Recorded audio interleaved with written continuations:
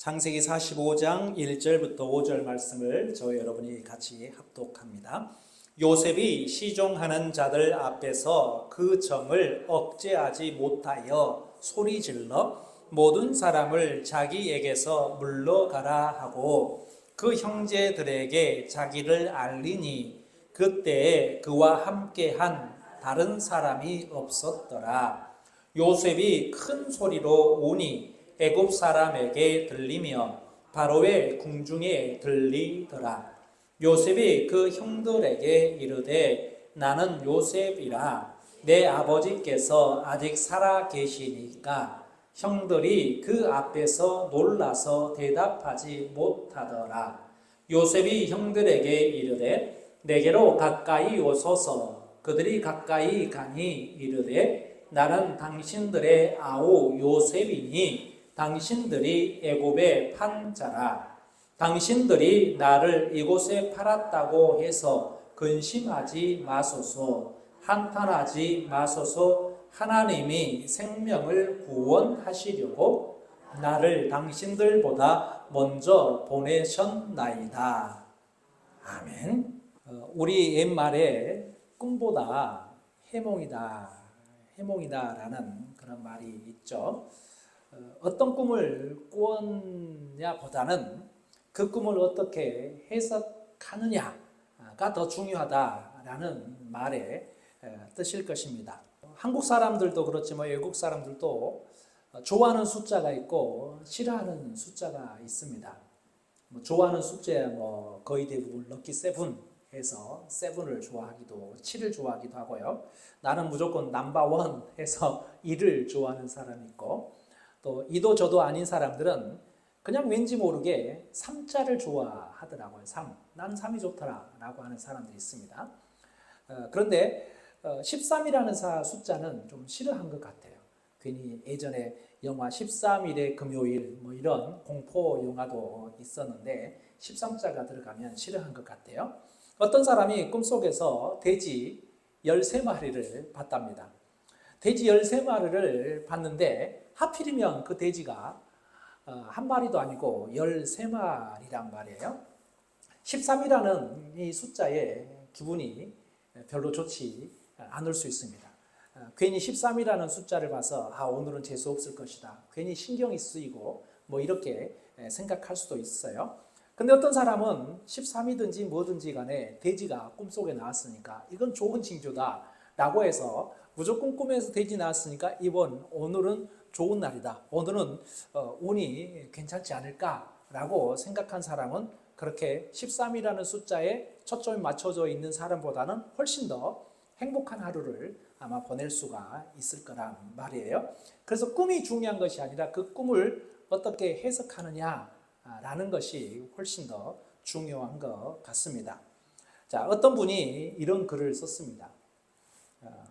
그 글을 읽고 참 의미 있는 글이다 라는 생각을 했습니다.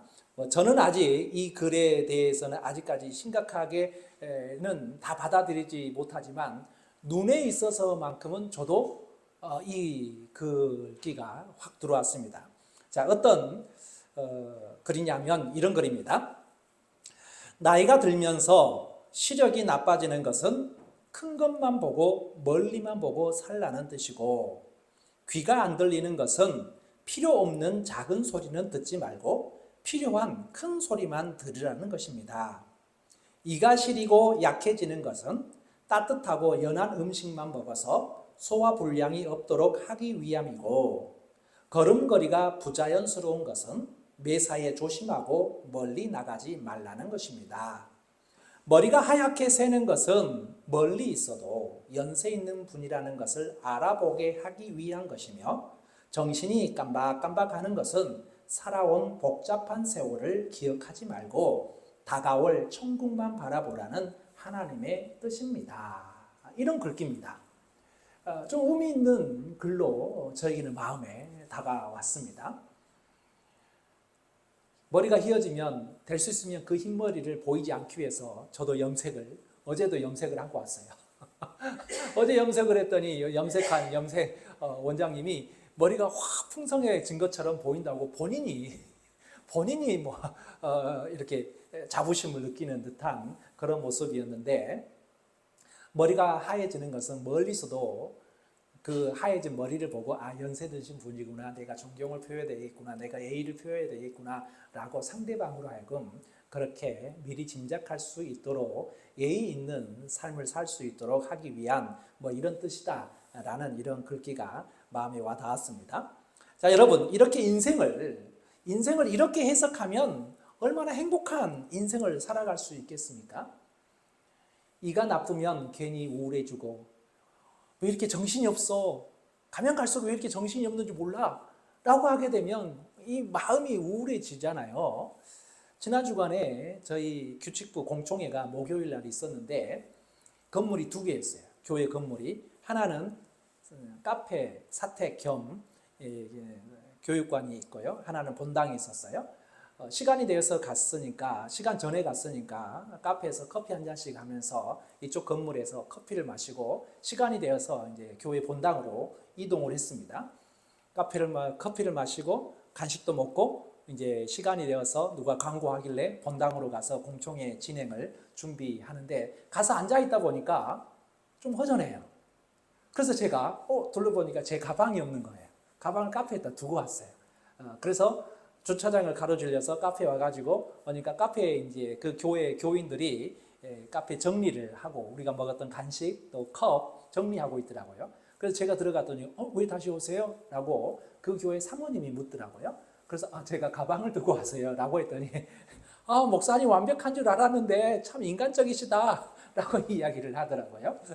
저 원래 허술해요 라고 하면서 가방 들고 나왔는데, 깜박깜박 할 수 있는 거잖아요. 근데 그걸 가지고 오늘 왜 이렇게 정신을 못 차리고, 이렇게 생각을 하기 시작하게 되면 괜히 나 자신이 싫어지기도 하고 우울해지고 할 수 있는 거잖아요. 그런데 오늘 뭐라고 하고 있어요? 깜박깜박 하는 것은 살아온 그렇게 복잡한 세월 때문에 스트레스 받지 말고, 기억하지 말고 다가올 하나님 나라만 생각하라는 뜻이다 라고 받아들이니까 아무렇지도 않고 그냥 그대로 받아들일 수가 있는 것이죠. 그래서 인생을 이렇게 긍정적으로 해석하는 것이 참 지혜로울 것 같습니다.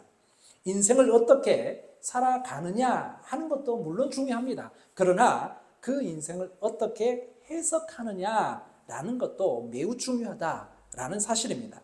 자, 오늘 본문의 말씀은 우리가 너무나 잘 알고 있는 말씀입니다. 형들에 의해서 애굽에 팔려간 요셉이 나중에 애굽의 총리가 되어서 형들에게 오늘 본문에서 드디어 자신의 모습을 내가 당신들의 동생이요 라고 그렇게 밝히는 극적인 장면의 모습이 오늘 본문 말씀이란 말이에요. 여기서 우리가 한 가지 주목해 보아야 할 점이 있는데, 자, 어떻게 17살에 노예로 팔려간 요셉이 형들로부터 노예로 팔려갔을 때 그 나이가 17살이었어요. 17살에 노예로 팔려갔는데 오랜 세월이 지난 것도 아니에요. 13년 정도. 성경의 역사를 이렇게 따져보니까 한 13년 정도 된 것 같아요. 17살에 노예로 팔려가고 13년 후에 애굽의 그 엄청난 나라 애굽의 총리가 되었어요. 13년 만에. 여러분, 우리나라에서도 국무총리 있고 그러잖아요. 장관 있고 그러잖아요. 그 사람들이 몇 년 만에 장관이 되겠습니까? 대학교를 아주 우수한 성적으로 대학을 졸업하고, 그리고 관료가 되고, 그 다음에 어떤 사람은 정치에 입문하고, 그 과정이 단순히 10년, 20년 만에 장관이 되고 국무총리가 되고 그런 것 아니잖아요. 우리나라에서 장관 정도 되게 되면 그래도 50살 넘으면 젊은 장관이라고 합니다. 그냥 60 정도 넘으면 그냥 평범하다고 할 수 있겠죠. 아니, 심지어는 70이 되어도 70살이 되어서야 국무총리 되기도 합니다. 그러면 정치에 입문하고 몇 년 동안을, 그 세월을 살았겠어요? 단순히 10년 동안, 20년 동안 한 게 아니잖아요. 그 엄청난 세월 동안 해서 지금도 성공한 사람이 될 수 있는데, 요셉은 17살에 노예로 팔려갔는데 13년 후에 애굽의 총리가 되었던 것입니다. 자, 물론 여기에는 더 말할 것도 없이 하나님의 절대적인 은혜가 있었기 때문에 13년 만에 아주 성공적인 애굽의 총리 대신이 될 수 있었을 것이에요. 하나님의 도움이 없으면 그건 불가능했겠죠. 자, 그러나 여기에 요셉의 삶의 태도, 요셉이 자기의 삶을 받아들이는 그 삶의 태도, 삶의 자세가 중요한 역할을 했다라는 것입니다. 요셉이 하나님 앞에서 살았고 범죄하지 않았고 절망하지 않았으면서 최선을 다한 모습으로 살았기에 이런 성공을 거둘 수가 있었다라는 것입니다. 자, 그러면 이런 요셉의 삶을 결정지을 수 있었던 중요한 요소가 있었습니다. 그 요소가 무엇이냐는 거예요. 그래서 오늘 제목을 하나님이 하셨습니다 라고 제가 제목을 붙였는데, 자, 요셉이 이렇게 자기의 삶을 해석하는 주 요소가 바로 하나님이 하셨다라는 그 해석의 그 지점이에요. 오늘 본문 그 사실을 분명히 보여주고 있습니다.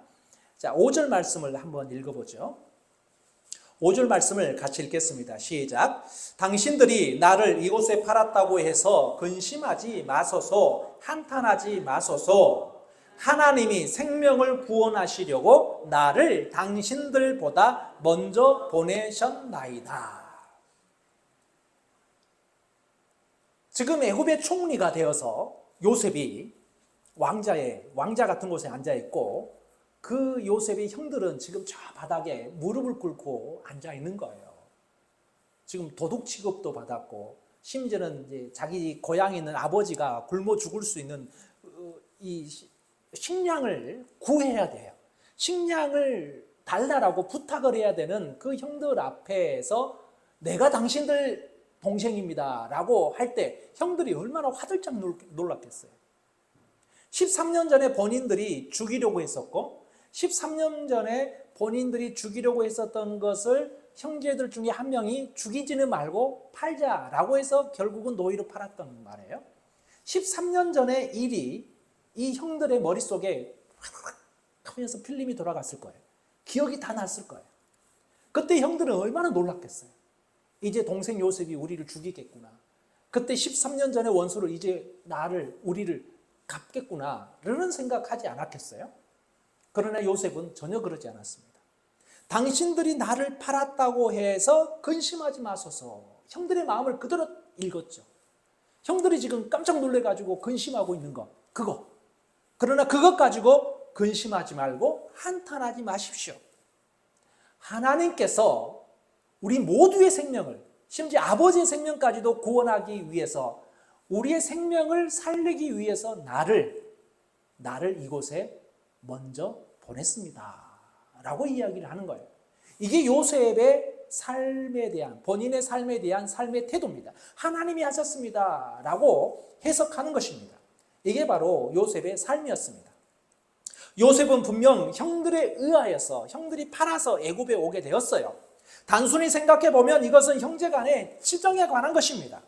그런데 요셉은 언제부터인지는 모르지만 이 사건을 형들에 의한 사건이 아니라 하나님이 하신 것으로 받아들였습니다. 그렇게 해석했습니다. 그래서 하나님이 하셨습니다 라고 한 거예요. 형들이 자기를 애굽으로 보냈다고 생각하지 않고 하나님이 보냈다고 생각하고 해석하기 시작한 것입니다. 해석이 바뀌어지니까 많은 변화가 일어나기 시작했습니다. 우선 형들에 대한 원망이 사라지고 형들에 대한 분노가 사라지면서 형들을 용서할 수 있게 됩니다. 나를 이곳에 보내셨다면, 하나님께서 나를 이곳에 보내셨다면 이유가 있을 것 아니겠어요? 그 이유를 생각할 수 있는 것입니다. 그 뜻을 이루기 위해서 내가 열심히 살아야겠다는 용기가 생기고 희망이 생기는 것입니다. 이게 사명이라는 것이죠. 하나님이 하셨는데 하나님은 그냥 하시지 않을 거 아니에요.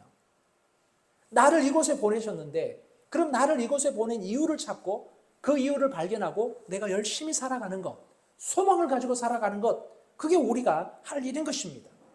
하나님이 나를 이곳에 보내셨다면 나를 지키시고 인도해 주실 것이라는 확신을 갖게 되면서 보디발의 집에서 억울한 누명을 썼을 때도 낙담하지 않았을 것입니다.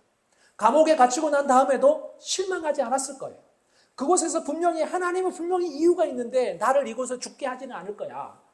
소망을 가질 수 있습니다. 물론 그 소망대로 결국은 술 맡은 관원장의 꿈풀이를 하고, 술 맡은 관원장이 나라의 위기가 처했을 때 감옥 안에 있는 요셉을 생각해서 애국 왕에게 청구한 것 아니겠습니까? 감옥에 있는 사람이 어떻게 왕의 얼굴을 대면할 수 있겠습니까? 여러분들 우리나라 뭐 하다못해서 구청장 뭐 여러분들 직통 라인이 있습니까? 인천시장하고 직통 라인이 있어서 연락하고 만날 수 있습니까? 오늘 저녁에 밥 한번 하죠? 라고 할 수 있습니까? 아니면 심지어는 뭐 무슨 부 장관 아니면 비서실장, 대통령 비서실장과 이런 직통 라인도 없잖아요. 뭐 저 멀리 대통령까지 갈 필요도 없고 어느 누구랑 같이 시간을 보내고 얼굴을 대면하고 볼 수 있는 거 쉽지 않습니다. 그런데 감옥에 있는 죄인이잖아요. 그 죄인이 어떻게 왕과 함께 대면할 수 있겠어요? 감옥에서 하나님께서 하셨으면 하나님께서 나를 지켜주실 것이다 라는 그 믿음을 가지고 견뎌내는 거예요.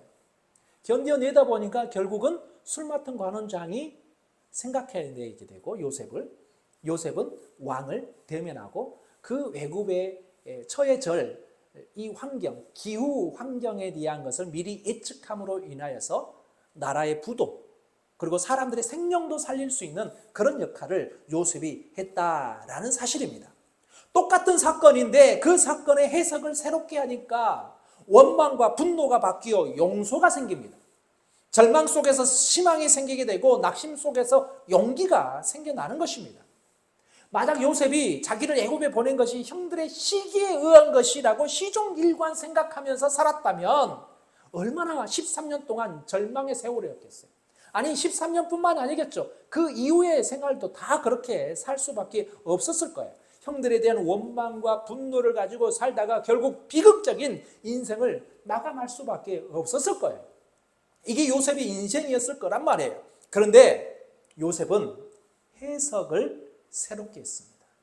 해석을 달리 했습니다. 인생의 차이는 해석의 차이라고 할 수 있습니다. 사랑하는 성도 여러분, 여러분은 지금 인생을 어떻게 해석하면서 살아가고 있습니까? 똑같은 어려움 속에서도 어떤 사람은 기쁨으로 감사함으로 행복하게 살아가는 반면에 어떤 사람은 원망하고 불평하면서 불행 가운데 살아가는 경우가 우리 주변에 얼마나 많이 있겠습니까? 심지어는 스스로 외로워합니다. 스스로 절망 가운데 있습니다. 스스로 담을 쌓습니다. 그리고 그 담장 안에 스스로가 갇힙니다. 이런 인생을 살면 안 되는 거잖아요. 어떤 사람은 소망 가운데 살아가는데 어떤 사람은 절망 가운데 살아가고 있습니다. 왜 이런 차이가 나는 것입니까? 그 사건을, 그 인생을 해석하는 해석의 차이가 있기 때문에 그렇습니다. 지금 인생을 원망과 불평과 불만 가운데 살아가는 사람이 있다면 인생의 해석 틀이 잘못되어 있지 않은가 살펴보아야 됩니다. 그 해석의 틀, 요즘에 플랫폼 하잖아요. 플랫폼은 틀입니다. 틀. 우리가 어떤 틀을 가지고 살아가느냐, 어떤 플랫폼을 가지고 살아가느냐 한번 우리 스스로가 한번 되짚어 보아야 되는 것입니다. 해석의 틀이 잘못되어 있으면 매사에 나쁘게 해석하고 비관적으로 해석하고 그래서 분노하고 원망하고 슬퍼하고 낙심 등으로 살아갈 수밖에 없는 거예요.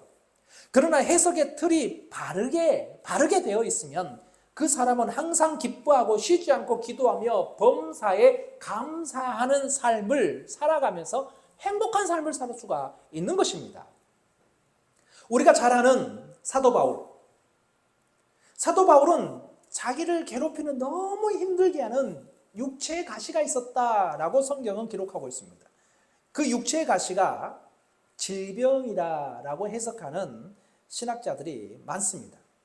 그래서 그 질병이 안질일 것이다. 안질, 눈, 안질, 열병, 말라리아, 어떤 사람 풍토병이다. 뭐 이런 해석을 많이 합니다. 심지어는 꼽주다. 뭐 이렇게 해석하는 사람들도 있습니다. 자, 그렇게 다양하게 해석을 하는데 이러한 해석은 그가 여러 가지 질병에 노출되어 있었다라는 뜻일 것입니다. 그러면 하나님의 사역을 전도해야 되잖아요. 선교해야 되잖아요. 근데 몸이 아파요.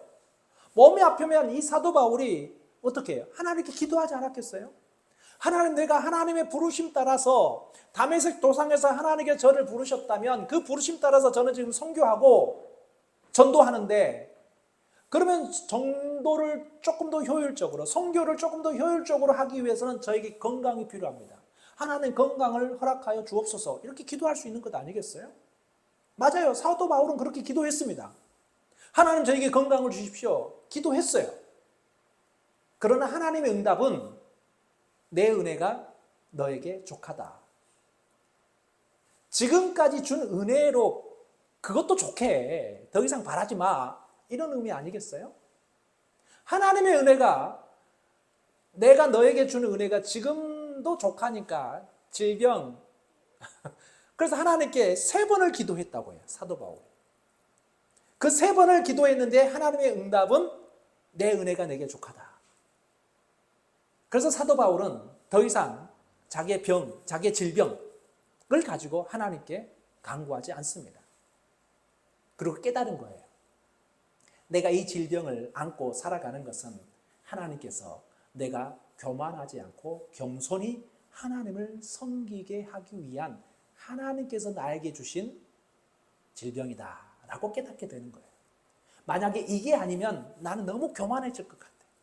그래서 질병이라는 것을 줌으로 인해서 늘 겸손케 하기 위한 하나님의 뜻으로 사도 바울은 해석을 한 거예요. 그러다 보니까 사도 바울은 자기 몸 안에 질병이 있음에도 불구하고 하나님께서 다메섹에서 불렀던 그 사명을, 그 소명을 끝까지 죽을 때까지 할 수 있었던 것입니다. 만약에 여러분 같았으면, 저 같으면 내가 이렇게 열심히 하는데, 전도를 이렇게 많이 하는데, 고린도 지역을 변화시켰잖아요. 골레소 지역을 변화시켰잖아요. 심지어는 갈라디아 지역을 전체를 변화를 시켰잖아요. 이렇게 변화를 시켰는데 이게 하나님 나라를 위해서 내 이 한 몸을 다 불태웠는데 이것저것 병 하나 못 고칩니까? 라고 하나님께 원망할 수 있잖아요. 근데 사도 바울은 그렇게 해석하지 않았다는 겁니다. 내가 선교사에 가는 것은 당연한 것이고 만약 내 몸에 저 질병이 없었다면 내가 교만할까 봐서 하나님께서는 이 질병을 통해서 나로 하여금 늘 겸손케 하신 하나님의 은혜다라고 사도 바울은 본인의 삶을 해석한 것입니다. 그래서 사도 바울은 죽을 때까지 행복한 선교사의 삶을 살 수가 있었다라는 것입니다. 마지막까지 그 신앙, 그 믿음을 잃지 않았습니다. 이게 드뭅니다. 얼마나 훌륭하신 분들이 오늘날 많아요. 그러나 나이가 연세가 되면서 은퇴할 때 망가지는 경우가 우리 주변에 너무 많이 봅니다. 노욕, 나이 들어서 욕심을 부리는 것 때문에 평생을 존경받았던 분들이 마지막 이 은퇴를 하고 은퇴 이후의 삶으로 인하여서 그 존경심이 깡그리 다 무너지는 경우가 얼마나 많이 있는지 모릅니다. 목사라고 그렇지 않은 것 같아요? 아니에요. 우리 주변에 목사님으로 은퇴하신 분들 중에 작은 교회 은퇴하신 분들은 별일 없어요. 근데 큰 교회를 은퇴하신 분들은 꼭 문제가 발생합니다. 이게 뭐겠어요? 내가 평생을 하나님께 이렇게 열심히 했으니까 이만큼은 내가 대접받아도 괜찮아 라는 당연함 때문에 실망하기 시작하고 그로 인해서 투명하지 못하게 되고 여러 가지 문제점들을 발생할 수가 있는 것입니다. 사도 바울은 마지막까지 하나님의 은혜가 내게 족하다. 지금까지 받은 은혜만으로도 나는 너무나 감사하다 라고 해석할 수 있었던 것입니다. 이게 바로 사도 바울의 해석이에요. 그렇기 때문에 그렇게 해석하니까 육체의 가시가 있었음에도 불구하고 하나님의 은혜가 내게 넘쳤다라고 고백할 수가 있었습니다. 살아가는 성도 여러분, 인생을 잘 해석하면서 살아갈 수 있기를 바랍니다. 요셉도 같은 어려움 속에서도 바울과 같은 고난 속에서 해석을 잘함으로 고난 속에서 승리하며 역경 속에서도 하나님의 뜻을 이루어 드리는 삶을 살아가는 여러분들이 될 수 있기를 간절히 축원합니다. 자, 그러면 어떻게 인생을 잘 해석할 수 있을까요? 어떻게 우리의 인생을 잘 해석하면서 살아갈 수 있을까요? 먼저는 여러분의 힘으로 올바른 해석을 할 수 없음을 인정해야 됩니다. 나는 요셉처럼 내 인생 잘 해석할 수 있어. 나도 사도 바울처럼 나 인생을 잘 해석할 수 있어. 라고 생각하지 마세요. 대전제가 나는 올바른 해석 절대 할 수 없어. 라고 생각하는 것입니다. 이게 대전제입니다. 우리 모두는 연약하기 때문에 절대 자신의 힘과 생각으로 해석하지 못합니다. 해석했다가는 잘못된 해석을 할 가능성이 높아요. 그러니까 내가 해석할 것은 아니에요. 두 번째, 자, 그렇기 때문에 하나님의 말씀에 기초한 해석 방법과 해석 틀이 필요한 거예요. 하나님의 말씀이 인생을 해석하는 지혜이고 기준인 줄 믿으시기 바랍니다. 하나님의 말씀은 인생을 해석하는 너무나 놀라운 기준과 해석 틀을 우리에게 제공해 주는 거예요. 플랫폼이에요. 이 성경이 우리 인생의 삶을 해석하는 플랫폼이에요. 폼이에요, 폼. 이게 흐트러지면 안 되는 거예요. 근데 내 자신 스스로가 인생의 플랫폼, 폼이 되게 되면 우리는 늘 어떨 때는 교만하기도 하고 어떨 때 내 스스로 너무 자괴감이 있어서 막 스스로 까무러치기도 하고요.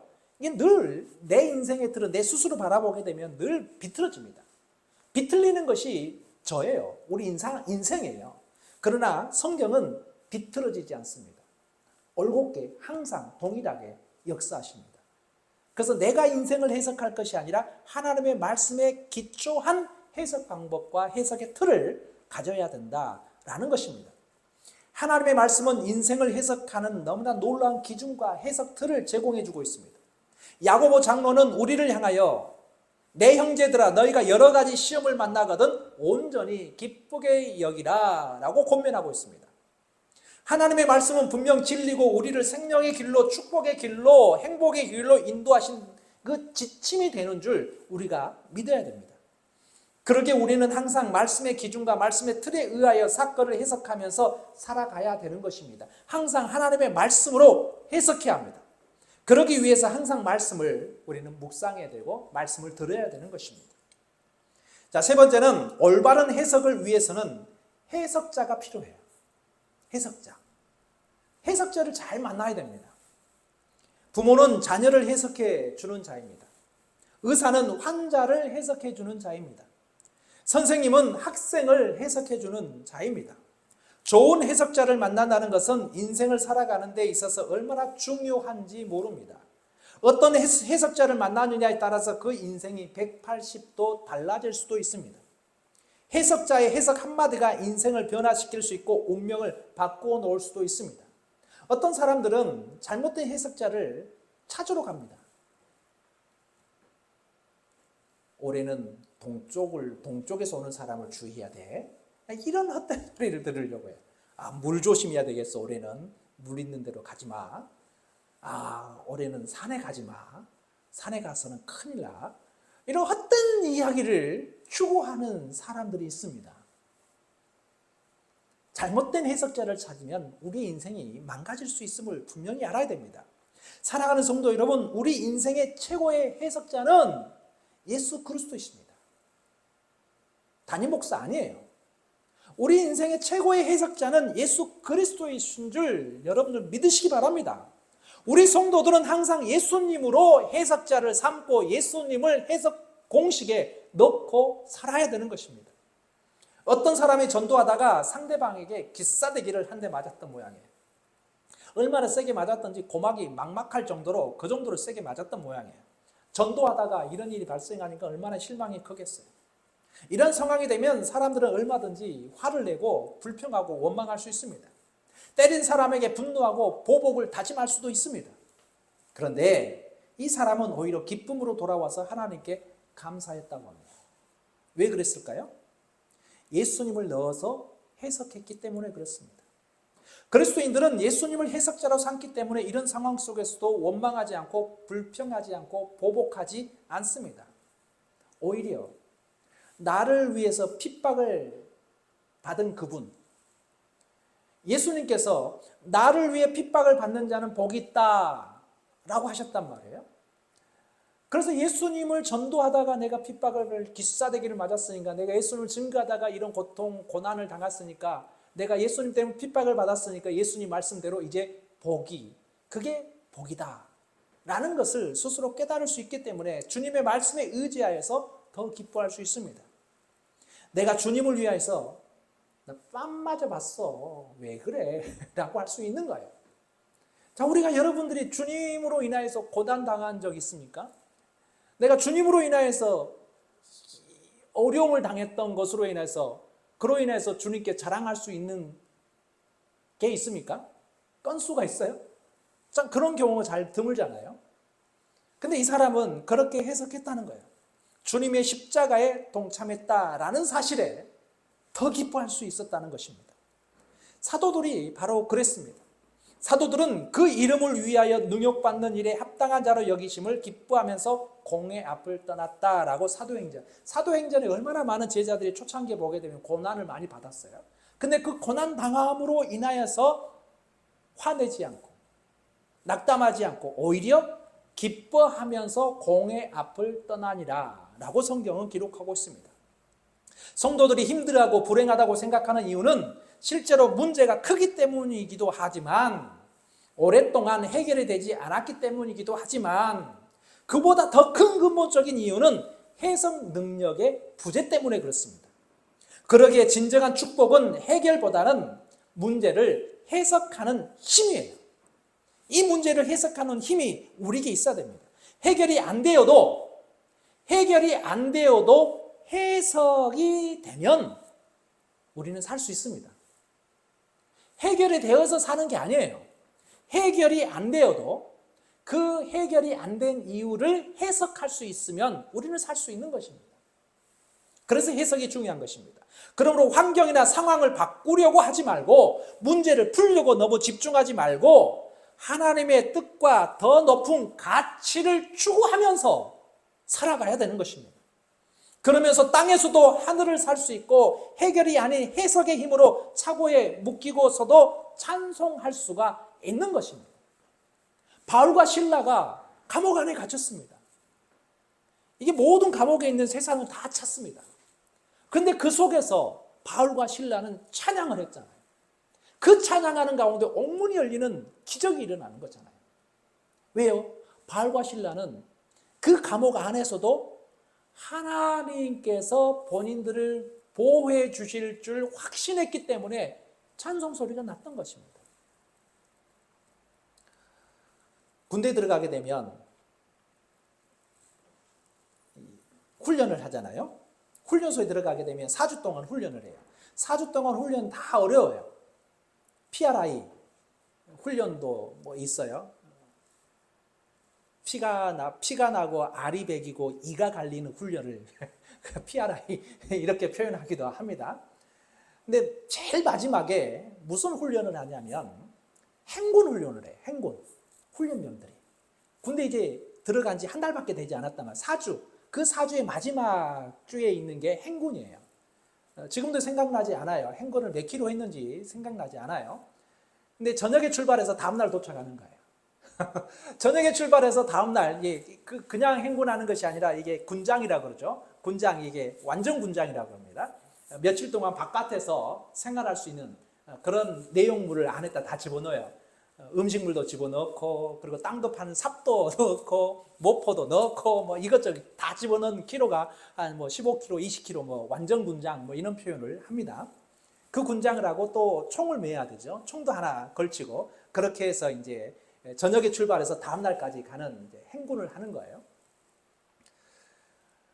저는 군대에 있었을 때는 신앙이 그 어느 때보다 아주 월등하게 좋았을 때였어요. 매주마다 예배 드리는 것이 그렇게 기쁨이 아닐 수가 없었고, 이 훈련할 때는 힘들었지만 신앙의 그 믿음만큼은 최고조로 있었던 때 있었던 거예요. 신학교 1학년 마치고 갔으니까. 근데 행군을 하는데 여러 가지 조언들을 해줍니다. 이 군화 밑에다가 그 솔 이파리 해서 하게 되면 뒷발이 이게 까지지 않는다. 뭐 이런저런 연고를 미리 발라다 뭐 기타 등 몇 시간을 걸어야 되니까 군화가 자기 몸에 익숙하지도 않다 보니까 발 뒤꿈치가 다 까진단 말이에요. 그래서 이런저런 조언을 합니다. 양말을 군용 양말을 2겹으로 신으라부터 시작해서 여러 가지가 있는데, 저는 그런 거 아무것도 하지 않았어요. 걷기 시작해요. 걷기 시작하니까 조용한 가운데 걷기 시작합니다. 1시간 걸어요. 2시간 걸어요. 사람들 지치기 시작합니다. 처음에는 쑥닥쑥닥 조잘조잘 이야기가 막 하다가 2시간 걷게 되면 조용해집니다. 아무도 말하지 않습니다. 서로가 다 힘드니까. 무거운 짐을 들었지, 총 들었지, 깜깜한 밤이지, 기관병들이 후레쉬 비슷한 거 이게 하나 이렇게 가고 있지. 조용해 갑니다. 그때 저는 저도 모르게 찬양이 났어요. 그 찬양은 지금도 제가 군대 들어가서 제일 처음에 찬양 첫 곡으로 불렀던 것이 처음 들었던 찬양이에요. 처음 들었던 찬양인데 그 처음 들었던 찬양이 너무나 은혜가 되고 막 눈물이 막 나오고 그랬던 그 찬양. 하나님 한 번도 나를 실망시킨 적 없으시고 오신실하신 주, 오신실하신 주. 이 찬양을 처음으로 막 배웠던 거예요. 훈련소 교회에서, 영무대 교회에서. 근데 그 찬양이 사회에 있으면서 교회에서 들어보지 않았던, 처음 들었던 찬양인데 그 멜로디가, 그 곡조가 하나님 한 번도 나를 실망시킨 적 없으시고 신실하신 하나님, 오신실하신 주, 오신실하신 주, 막 찬양이 막 나오는 거예요. 저는 힘든 줄 모르게 찬양이 막 나오는데 제 찬양 소리에 주변에서 이제 제 동기들 중에 친한 애들끼리 옆에 간단 말이에요. 저를 욕하고 자기들이 힘들어 죽겠는데 옆에서 노래를 부르고 가니까 힘들어 죽겠는데 노래 부르고 있다고 저를 욕하고 막 야단쳤던 그런 기억이 있어요. 제가 계속 불렀는지 중간에 멈췄는지는 생각나지 않지만 그래서 저는 행군이 전혀 힘들지 않게 마무리할 수가 있었어요. 낙오되지도 않았고. 그 어려운 가운데서도 찬양이 나오는 거예요. 하나님께서 우리를 지켜주신다, 보호해 주신다라는 그 확실한 그 믿음이 있었기 때문에 그렇게 해석하니까 그 행군 가운데서도 다른 사람들은 침묵 가운데, 다른 사람들은 내가 왜 여기 이러고 있어야 되고 하면서 불평할 때 전혀 그렇게 되지 않고 감사가 나오더라는 것입니다. 이게 해석의 틀입니다. 예수 그리스도로 해석하고 하나님의 말씀의 해석 틀을 잘 활용하여서 하나님의 축복을 누리는 우리 선한목적교회 우리 모든 성도들의 삶이 되기를 간절히 축원합니다. 기도하겠습니다. 사랑과 은혜가 많으신 하나님 아버지, 하나님께서 우리를 불러주시고 하나님께서 우리를 하나님의 자녀로 세워주심을 감사함을 드립니다. 전능하신 하나님께서 우리를 불러주시고 우리를 하나님의 자녀로 삼아주셨음에 그 어떤 환경 가운데서도 하나님께서 우리를 지켜주실 줄 믿습니다. 그렇게 하나님께서 나를 지켜주실 줄 믿는 그 믿음이 있으면 그 어떤 어려움 속에서도 그 어떤 고난 가운데서도 우리는 찬양할 줄 믿습니다. 왜냐하면 하나님께서 지켜주실 줄 믿는 그 믿음이 우리에게 있기 때문에 찬송이 납니다. 감사가 넘칩니다. 하나님께서 구원해 주실 줄 믿기 때문에 늘 하나님께 나아갈 수가 있는 그 믿음 우리 모두에게 하나님 허락하여 주옵소서. 그래서 하나님이 하셨습니다. 하나님께서 구원해 주셨습니다. 하나님께서 인도해 주셨습니다. 라고 고백할 수 있는 저희 모두가 될 수 있도록 주님 우리를 인도하여 주옵소서. 감사드리며 예수 그리스도 이름으로 기도드렸사옵나이다. 아멘.